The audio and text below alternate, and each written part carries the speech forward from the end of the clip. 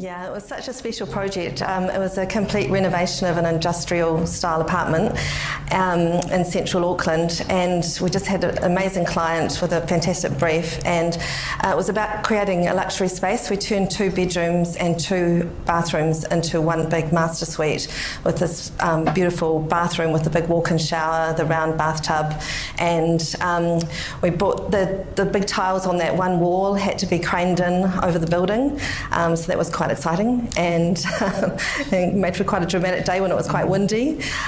So yeah, we're just so pleased and excited to have won this award from the NKBA. Yeah. I know Kira talked about this sort of being a sanctuary, but Nicola, some might argue that the bathroom can be a bit of a sanctuary. Certainly if you've got lots of young kids running around and you just need a little break, it's quite a good place to lock yourself in. How important is it that it is a place of, ultimate relaxation? Yes, part of the brief was to create that sort of spa-like feel and sense of luxury and relaxation.